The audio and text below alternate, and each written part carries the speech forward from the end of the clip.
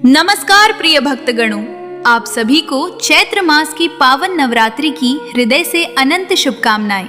वर्ष में कई पवित्र पर्व आते हैं, परंतु चैत्र नवरात्रि वो दिव्य समय है जब संपूर्ण सृष्टि मानो माता आदि शक्ति की करुणा से भर उठती है। ये वो पावन अवसर है जब भक्त अपने मन को शुद्ध करके माँ दुर्गा के चरणों में समर्पित करते हैं और माता अपने भक्तों के जीवन में नई आशा, नई शक्ति और नई कृपा का संचार करती हैं। कहा जाता है कि नवरात्रि के ये 9 दिन केवल व्रत और पूजा के दिन नहीं होते। ये वो समय होता है जब भक्त और माता के बीच का संबंध और भी गहरा हो जाता है। इन दिनों में की गई एक सच्ची प्रार्थना, एक सच्चा स्मरण और एक सच्चा विश्वास जीवन की दिशा तक बदल सकता है। क्योंकि जब भक्त सच्चे मन से माँ को पुकारता है तो माँ दुर्गा किसी न किसी रूप में उसकी सहायता करने अवश्य आती हैं। और आज हम इसी चैत्र नवरात्रि से जुड़ी एक अत्यंत पवित्र, प्राचीन और हृदय को छू लेने वाली कथा का श्रवण करने जा रहे हैं। ये केवल एक व्रत की कथा नहीं है, ये माता की असीम करुणा और भक्त की अटूट श्रद्धा का जीवंत प्रमाण है। ये वो दिव्य प्रसंग है जहाँ एक निर्धन ब्राह्मण की सच्ची भक्ति से प्रसन्न होकर स्वयं माता दुर्गा एक छोटी कन्या का रूप धारण करके उसके घर आती हैं, उसकी परीक्षा लेती हैं और अंत में उसके जीवन को अपने आशीर्वाद से भर देती हैं। ये कथा हमें सिखाती है कि माता बाहरी वैभव नहीं देखती, वे केवल हृदय की सच्चाई देखती हैं। जहाँ विश्वास होता है वहाँ कृपा अवश्य उतरती है और जहाँ भक्ति का दीप जलता है वहाँ माता का आशीर्वाद स्वयं मार्ग बना लेता है। इसलिए भक्तों, जब आप ये कथा सुने तो केवल शब्द ना सुने, अपने मन को उस प्राचीन समय में ले जाइए। उस छोटे से घर को अनुभव कीजिए जहाँ दीपक की शांत लौ जल रही है, जहाँ नवरात्रि के जौ धीरे धीरे अंकुरित हो रहे हैं और जहाँ एक साधारण सा घर माता की दिव्य लीला का साक्षी बनने वाला है। और प्रिय भक्तों, कथा आरंभ होने से पहले यदि आपके हृदय में भी माता रानी के लिए सच्ची श्रद्धा और प्रेम है तो कमेंट में पूर्ण श्रद्धा से जय माता दी लिखकर माता का जयकारा अवश्य लगाइए, क्योंकि भक्तों का एक एक जयकारा इस भक्ति वातावरण को और भी पवित्र और दिव्य बना देता है। तो आइए शांत मन, अटूट विश्वास और माता के नाम के स्मरण के साथ चैत्र नवरात्रि की इस पावन और अमृतमयी कथा का श्रवण प्रारंभ करें। बहुत समय पहले की बात है। एक प्राचीन नगर में एक अत्यंत निर्धन ब्राह्मण रहता था। उसका जीवन बहुत साधारण था, परंतु उसका हृदय माता दुर्गा की भक्ति से भरा हुआ था। उसके पास धन संपत्ति तो बिल्कुल नहीं थी, पर उसकी सबसे बड़ी संपत्ति थी उसकी अटूट श्रद्धा। वो प्रतिदिन प्रातःकाल उठकर स्नान करता, फिर अपने छोटे से घर के एक कोने में दीपक जलाकर माता दुर्गा का ध्यान करता। उसकी आंखों में भक्ति का ऐसा भाव होता कि मानो वो संसार की सारी चिंताओं को भूलकर केवल माता की शरण में समर्पित हो गया हो। परंतु भक्तों, संसार का नियम है कि जहाँ भक्ति होती है वहाँ कभी कभी परीक्षा भी होती है। उस ब्राह्मण का जीवन भी अनेक कठिनाइयों से भरा हुआ था। उसका घर बहुत छोटा था, दीवारें कच्ची थी और कई बार तो घर में भोजन के लिए अन्न भी नहीं होता था। उसकी पत्नी और छोटे बच्चे कई बार भूखे ही सो जाते थे। फिर भी उस ब्राह्मण के चेहरे पर कभी शिकायत नहीं आती थी। वो हमेशा शांत स्वर में कहता, जिस घर में माता का नाम लिया जाता है वहाँ देर हो सकती है, पर अंधेरा कभी स्थायी नहीं रहता। धीरे धीरे समय बीतता रहा। एक दिन चैत्र मास का शुभ समय आया। पूरे नगर में नवरात्रि की तैयारी होने लगी। मंदिरों में साफ सफाई होने लगी, घरों में दीपक सजने लगे और हर ओर जय माता दी की मधुर ध्वनि सुनाई देने लगी। उस ब्राह्मण के मन में भी माता के व्रत को करने की तीव्र इच्छा जागी, परंतु उसके मन में एक हल्की चिंता भी थी, क्योंकि घर में अन्न बहुत कम था और व्रत के नियमों का पालन करना उसके लिए कठिन लग रहा था। फिर भी उसने मन ही मन माता से प्रार्थना की और बोला, हे जगदम्बे, मेरे पास देने के लिए धन नहीं है, भोग के लिए अनेक वस्तुएं नहीं हैं, परंतु मेरा विश्वास सच्चा है। यदि आप कृपा करें तो मैं इन 9 दिनों तक पूरे प्रेम से आपका व्रत करूंगा। इतना कहकर उसने अपने छोटे से घर को साफ किया, एक मिट्टी का कलश रखा, उसमें जल भरा और पास ही थोड़ी सी मिट्टी में जौ बो दिए। फिर एक छोटा सा दीपक जलाकर माता दुर्गा की मूर्ति के सामने हाथ जोड़कर बैठ गया। उस क्षण उसका मन इतना शांत था कि मानो उसके भीतर एक अद्भुत विश्वास जन्म ले चुका था। दीपक की लौ धीरे धीरे जल रही थी और उस छोटे से घर में एक दिव्य वातावरण फैल गया था। ब्राह्मण ने आंखें बंद करके माता का स्मरण किया और मन ही मन कहा, हे माँ, मैं निर्धन अवश्य हूँ, पर मेरी भक्ति सच्ची है। आप मेरी लाज अवश्य रखें। और भक्तों कहते हैं कि जब किसी की प्रार्थना हृदय की गहराई से निकलती है तो वो सीधे देवी तक पहुँचती है। उस दिन से उस निर्धन ब्राह्मण के घर में नवरात्रि का पावन व्रत आरंभ हो गया। प्रतिपदा की सुबह उसने बहुत श्रद्धा से माता का स्मरण किया, कलश के पास दीपक जलाया और हाथ जोड़कर धीरे धीरे माता के नाम का जप करने लगा। उसके पास पूजा की बड़ी बड़ी सामग्री तो नहीं थी, परंतु उसकी भक्ति में सच्चाई थी। कभी वो थोड़े से फूल अर्पित करता, कभी बस अपनी आंखों के आंसुओं को ही माता के चरणों में समर्पित कर देता। उसके लिए यही सबसे बड़ा भोग था। उधर उसकी पत्नी भी अपने पति की श्रद्धा को देखकर मन ही मन माता से प्रार्थना करती रहती थी। घर की हालत बहुत कठिन थी। कभी रसोई में थोड़ा सा आटा होता तो कभी केवल पानी पीकर ही दिन बिताना पड़ता। छोटे छोटे बच्चे मासूम आंखों से माँ को देखते और पूछते, माँ आज खाने को क्या मिलेगा? तब वो उन्हें प्यार से समझा देती और कहती, बेटा आज माता का व्रत है, माँ दुर्गा हम सबकी रक्षा करेंगी। धीरे धीरे नवरात्रि के दूसरे और तीसरे दिन भी बीतने लगे। ब्राह्मण प्रतिदिन प्रातःकाल उठकर स्नान करता, फिर जौ के पास थोड़ा जल चढ़ाता और माता की स्तुति करता। आश्चर्य की बात ये थी कि उन जौ के छोटे छोटे अंकुर बहुत जल्दी हरे होने लगे थे, मानो उनमें किसी अदृश्य कृपा की ऊर्जा समाई हो।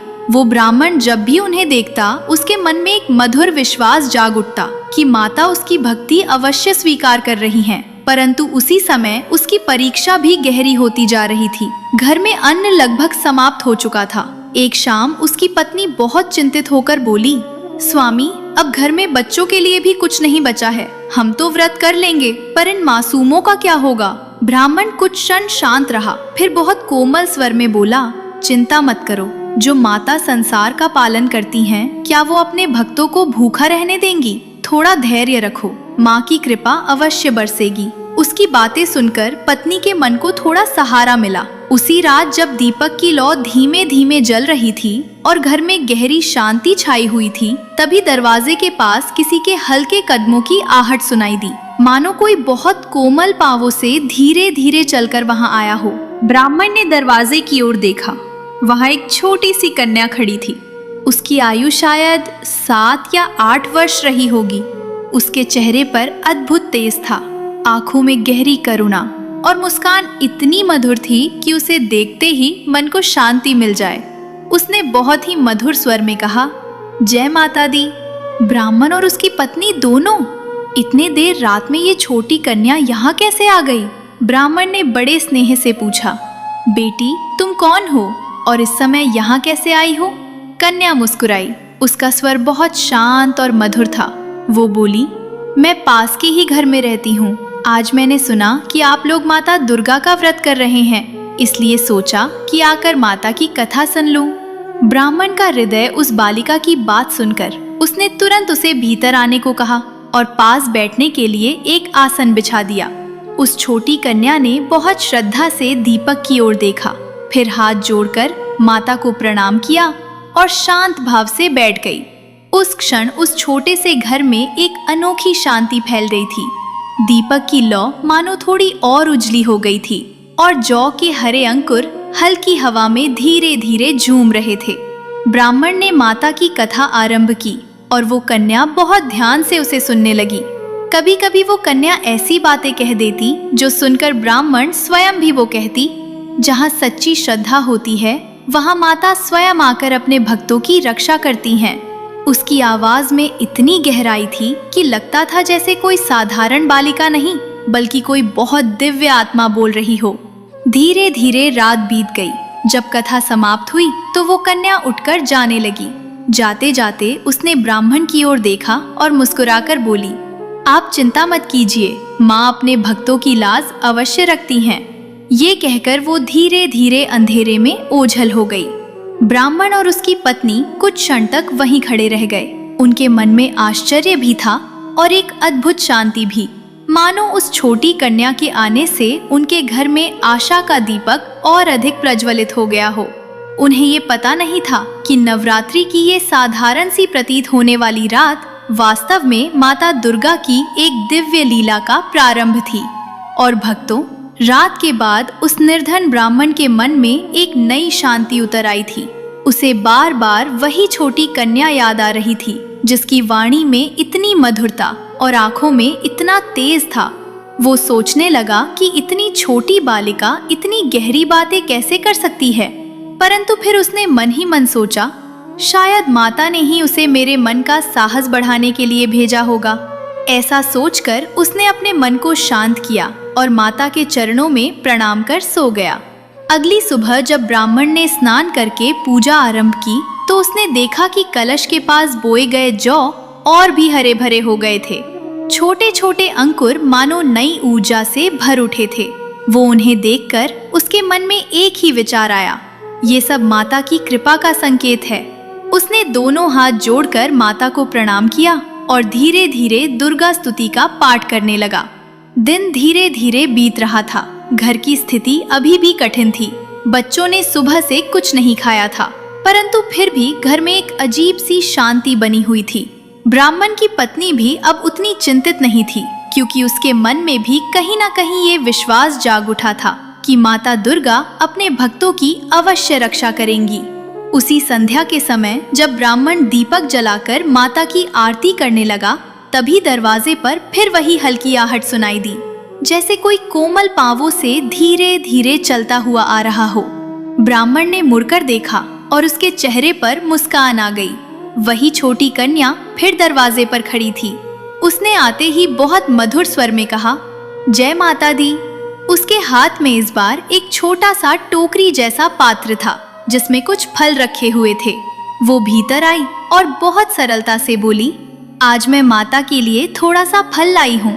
ब्राह्मण और उसकी पत्नी दोनों, उनके घर में तो कई दिनों से फल नहीं आए थे, और ये छोटी बालिका इतनी सहजता से उन्हें माता के चरणों में अर्पित कर रही थी। ब्राह्मण ने विनम्रता से कहा, बेटी, तुम इतनी छोटी हो, तुम्हें ये सब लाने की क्या आवश्यकता थी? कन्या हल्का सा मुस्कुराई। उसकी मुस्कान में ऐसी करुणा थी कि मन अपने आप शांत हो जाए। वो बोली, जब किसी घर में माता का व्रत होता है तो वहाँ कुछ ना कुछ अर्पित करना ही चाहिए। ये तो माता का ही प्रसाद है। उसके शब्द सुनकर ब्राह्मण की आंखें नम हो गईं। उसने उन फलों को माता के चरणों में रखा और श्रद्धा से प्रणाम किया। उस दिन की पूजा कुछ और ही भाव से हुई। दीपक की लौ और अधिक उजली लग रही थी और उस छोटे से घर में मानो कोई अदृश्य दिव्यता उतर आई थी। कथा सुनने के लिए वो कन्या फिर उसी स्थान पर बैठ गई। ब्राह्मण ने माता दुर्गा की महिमा का वर्णन करना आरंभ किया। वो बता रहा था कि किस प्रकार माता अपने भक्तों के दुख हर लेती हैं और किस प्रकार श्रद्धा से किया गया व्रत जीवन को बदल देता है। कन्या बहुत ध्यान से उसकी बातें सुन रही थी। कभी कभी वो सिर हिलाकर सहमति भी जताती। कुछ देर बाद वो धीरे से बोली, बाबा, याद रखिए, जहाँ सच्चा विश्वास होता है वहाँ माता कभी देर नहीं करती, परंतु कभी कभी वो अपने भक्तों की परीक्षा अवश्य लेती हैं, ताकि उनका विश्वास और भी दृढ़ हो जाए। उसकी बात सुनकर ब्राह्मण कुछ क्षण के लिए मौन हो गया। उसे लगा जैसे कोई साधारण बालिका नहीं, बल्कि स्वयं कोई दिव्य शक्ति उसे ये सीख दे रही हो। उसकी पत्नी भी आश्चर्य से उस कन्या को देख रही थी। उसके मन में बार बार ये प्रश्न उठ रहा था कि आखिर ये बालिका है कौन। धीरे धीरे रात गहराने लगी। कथा समाप्त होने पर कन्या उठी और जाने लगी। जाते जाते उसने एक बार फिर उस घर को देखा। उसकी आंखों में एक अजीब सी ममता थी। उसने बहुत कोमल स्वर में कहा, धैर्य रखिए, नवरात्रि अभी बाकी है, माँ की कृपा धीरे धीरे प्रकट होती है। इतना कहकर वो छोटी कन्या धीरे धीरे अंधेरे में चली गई। ब्राह्मण कुछ क्षण तक दरवाजे पर खड़ा उसे जाते हुए देखता रहा। उसके मन में अब कोई संशय नहीं था, बल्कि एक नया विश्वास जन्म ले चुका था। मानो उस नन्ही बालिका के शब्दों ने उसके हृदय में आशा का एक दीप जला दिया हो। उस रात ब्राह्मण ने बहुत शांति से माता का स्मरण किया। दीपक की लौ धीरे धीरे जलती रही और उसके मन में एक ही भाव उठता रहा, माता अपने भक्तों को कभी अकेला नहीं छोड़ती। और फिर भक्तों, नवरात्रि के वे पावन दिन धीरे धीरे आगे बढ़ने लगे। हर सुबह जब सूर्य की पहली किरण उस छोटे से आंगन में उतरती तो ब्राह्मण सबसे पहले माता के चरणों में दीपक जलाता।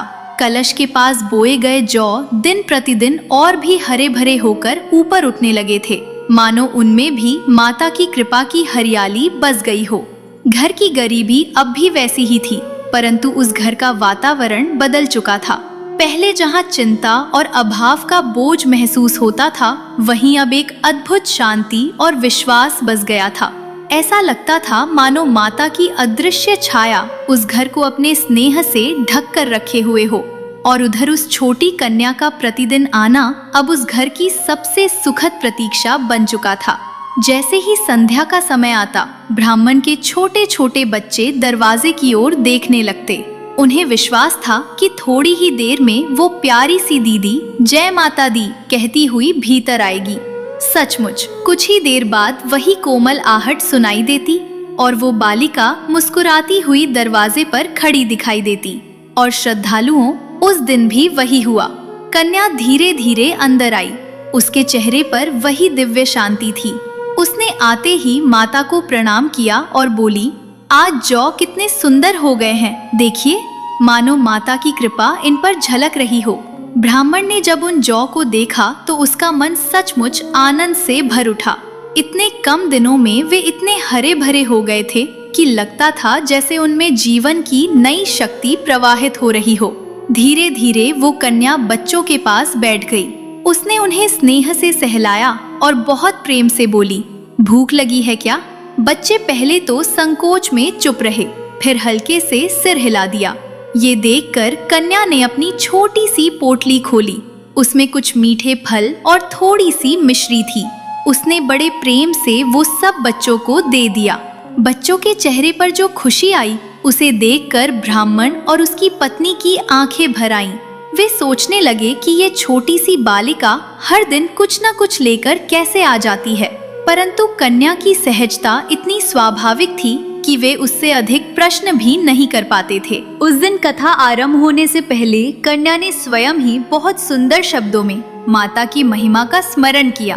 उसने कहा, माँ दुर्गा केवल शक्ति ही नहीं है, वे ममता भी हैं। जब कोई भक्त सच्चे मन से उनका नाम लेता है तो माँ उसके जीवन के अंधेरे को धीरे धीरे प्रकाश में बदल देती हैं। जैसे रात के बाद भोर अवश्य आती है, वैसे ही भक्ति के बाद कृपा अवश्य आती है। उसकी बात सुनकर ब्राह्मण का हृदय भर आया। उसे लगा जैसे ये छोटी कन्या कोई साधारण बालिका नहीं, बल्कि माता की ही दया का संदेश लेकर आई हो। फिर कथा आरंभ हुई। ब्राह्मण माता की महिमा गाने लगा और कन्या बहुत ध्यान से सुनती रही। दीपक की लौ उस दिन कुछ अलग ही लग रही थी। बिना तेल बढ़ाए भी वो देर तक शांत और स्थिर जलती रही। ब्राह्मण की पत्नी ने ये देखकर आश्चर्य से दीपक को देखा, परंतु फिर मन ही मन माता को प्रणाम कर लिया। धीरे धीरे रात गहराने लगी। हवा में हल्की ठंडक थी और जौ के अंकुर हवा के साथ धीरे धीरे झूम रहे थे। उसी क्षण कन्या ने बहुत कोमल स्वर में कहा, बाबा याद रखिए, सच्ची भक्ति वही है जिसमें धैर्य भी हो। जब भक्त का विश्वास अटल हो जाता है तब माँ की कृपा भी अवश्य प्रकट होती है। उसकी वाणी इतनी मधुर और गहरी थी कि वो बात सीधे हृदय में उतर गई। ब्राह्मण ने हाथ जोड़कर कहा, बेटी, तुम्हारी बातें सुनकर मन को बहुत शांति मिलती है। कन्या हल्के से मुस्कुराई। उसकी आंखों में एक दिव्य चमक थी। वो बोली, धैर्य रखिए, अब नवरात्रि के पवित्र दिन अपने अंतिम चरण में पहुंच रहे हैं। माँ की लीला बहुत अद्भुत होती है। जब समय आता है तो उनकी कृपा अचानक प्रकट हो जाती है। इतना कहकर वो धीरे धीरे उठी। जाते जाते उसने एक बार फिर माता की मूर्ति की ओर देखा और हाथ जोड़कर प्रणाम किया। फिर उसी शांत चाल से बाहर चली गई। ब्राह्मण और उसकी पत्नी कुछ देर तक उसे जाते हुए देखते रहे। उनके मन में अब आश्चर्य से अधिक श्रद्धा थी। उन्हें ऐसा लगने लगा था कि ये बालिका केवल एक अतिथि नहीं, बल्कि किसी दिव्य रहस्य का संकेत है। और भक्तों, नवरात्रि के वे दिन अब अष्टमी के पवित्र क्षणों के निकट पहुंच रहे थे। वही अष्टमी जब माता की कृपा सबसे अधिक प्रकट होती है। उस निर्धन ब्राह्मण के घर में भी अब एक ऐसी लीला होने वाली थी जिसे देखकर सभी के हृदय में माता के प्रति अटूट विश्वास जाग उठेगा। और देखते ही देखते नवरात्रि के वे पावन दिन अष्टमी के निकट पहुंच गए। उस निर्धन ब्राह्मण के घर में अब भी वही सादगी थी, वही कच्ची दीवारें, वही छोटा सा आंगन और वही दीपक की मधुर लौ। परंतु अब उस घर के वातावरण में एक अद्भुत शांति और विश्वास बस गया था। ऐसा लगता था मानो माता की अदृश्य छाया उस घर को अपने स्नेह से ढककर रखे हुए हों। अष्टमी की सुबह जब ब्राह्मण ने स्नान करके पूजा आरंभ की तो उसके मन में एक नई भावना उठी। वो सोचने लगा कि आज अष्टमी है, आज कन्या पूजन करना चाहिए। शास्त्रों में कहा गया है कि इस दिन छोटी कन्याओं को माता का स्वरूप मानकर उनका पूजन किया जाता है। परंतु उसी क्षण उसके मन में एक पीड़ा भी उठी, क्योंकि घर में भोजन बनाने के लिए कुछ भी नहीं था। वो कुछ क्षण मौन बैठा रहा। दीपक की लौ धीरे धीरे जल रही थी और जौ के हरे अंकुर हल्की हवा में झूम रहे थे। ब्राह्मण ने आंखें बंद कर लीं और बहुत भावुक होकर माता से प्रार्थना करने लगा, हे जगदम्बे, आज अष्टमी का दिन है। शास्त्रों के अनुसार कन्या पूजन करना मेरा कर्तव्य है, परंतु मेरे पास तो अन्न का एक दाना भी नहीं है। माँ, मैं आपकी शरण में हूँ। यदि मेरी भक्ति सच्ची है तो मेरी लाज अवश्य रखिए। उसकी आंखों से आंसू धीरे धीरे बहने लगे। उसकी पत्नी भी पास खड़ी थी। वो भी मन ही मन माता से प्रार्थना कर रही थी। घर में गहरी शांति छाई हुई थी, मानो सब कुछ उस क्षण किसी अदृश्य उत्तर की प्रतीक्षा कर रहा हो। उसी समय अचानक दरवाजे के पास वही परिचित आहट सुनाई दी, जैसे कोई कोमल पांवों से धीरे धीरे चलकर आ रहा हो। ब्राह्मण ने सिर उठाकर देखा और उसके चेहरे पर आश्चर्य और प्रसन्नता एक साथ झलक उठी। वही छोटी कन्या दरवाजे पर खड़ी थी। उसके चेहरे पर आज पहले से भी अधिक दिव्य तेज था। उसने आते ही मधुर स्वर में कहा, जय माता दी। ब्राह्मण ने उसे देखते ही हाथ जोड़ दिए। उस क्षण उसके मन में अजीब सी श्रद्धा जाग उठी थी। कन्या भीतर आई और बहुत सहज स्वर में बोली, बाबा, आज अष्टमी है, क्या आप कन्या पूजन नहीं करेंगे? ब्राह्मण की आंखें भर आईं। वो बहुत विनम्र स्वर में बोला, बेटी, इच्छा तो बहुत है, परंतु मेरे घर में भोजन बनाने के लिए कुछ भी नहीं है। मैं सोच रहा था कि आज माता से क्षमा मांग लूं। कन्या हल्के से मुस्कुराई। उसकी मुस्कान में अद्भुत विश्वास था। वो बोली, जब घर में सच्ची भक्ति हो तब माँ कभी अपने भक्त को निराश नहीं करती। आप चिंता मत कीजिए, सब व्यवस्था हो जाएगी। इतना कहकर वो कुछ क्षण शांत खड़ी रही। उसी समय एक अद्भुत घटना घटी। ब्राह्मण की पत्नी ने देखा कि रसोई के कोने में कुछ पात्र रखे हुए हैं जो पहले खाली थे। जब उसने उन्हें खोला तो आश्चर्य से उसकी आंखें फैल गईं। उनमें आटा, चना, घी और मिठाई बनाने की सामग्री भरी हुई थी। वो दौड़कर बाहर आई और विस्मय से बोली, स्वामी, देखिए, ये सब कैसे आ गया? ब्राह्मण स्वयं भी स्तब्ध रह गया। उसकी आंखों में आंसू भर आए। उसने तुरंत माता को प्रणाम किया और मन ही मन कहा, हे माँ, आपकी लीला सचमुच अद्भुत है। थोड़ी ही देर में भोजन तैयार हो गया। उसी समय कुछ छोटी छोटी कन्याएं भी वहां आ पहुंची। मानो किसी अदृश्य संकेत से वे उस घर की ओर खिंची चली आई हों। ब्राह्मण और उसकी पत्नी ने बहुत श्रद्धा से उनका पूजन किया, उनके चरण धोए, उन्हें भोजन कराया और आशीर्वाद लिया। सबसे अंत में वो रहस्यमयी छोटी कन्या भी उनके सामने खड़ी थी। ब्राह्मण ने अत्यंत प्रेम और श्रद्धा से उसके चरणों में जल डाला और उसे भी भोजन परोसा। कन्या ने शांत भाव से भोजन ग्रहण किया। उसके चेहरे पर एक दिव्य मुस्कान थी। भोजन समाप्त होने के बाद अचानक उस छोटे से घर में एक अद्भुत प्रकाश फैलने लगा। दीपक की लौ मानो हजारों किरणों में बदल गई। ब्राह्मण और उसकी पत्नी ने विस्मय से चारों ओर देखा। उसी क्षण वो छोटी कन्या धीरे धीरे प्रकाश से घिरने लगी। उसके साधारण वस्त्र मानो दिव्य आभा में बदल गए और देखते ही देखते वो कन्या एक अद्भुत तेजस्वी रूप में प्रकट हो गई। ब्राह्मण और उसकी पत्नी समझ गए, वो कोई साधारण बालिका नहीं थी, वो स्वयं माता दुर्गा थी, जिन्होंने अपने भक्त की परीक्षा लेने के लिए कन्या का रूप धारण किया था। उस क्षण दोनों पति पत्नी भाव विह्वल होकर भूमि पर गिर पड़े और माता के चरणों में प्रणाम करने लगे। और उस दिव्य प्रकाश से भरे क्षण में वो छोटा सा कच्चा घर मानो मंदिर बन गया था। जहाँ कुछ देर पहले साधारण दीपक की लौ जल रही थी, वहीं अब चारों ओर एक अद्भुत तेज फैल गया था। ब्राह्मण और उसकी पत्नी भूमि पर झुके हुए थे। उनके हृदय भक्ति से भर उठे थे और आंखों से आंसू निरंतर बह रहे थे।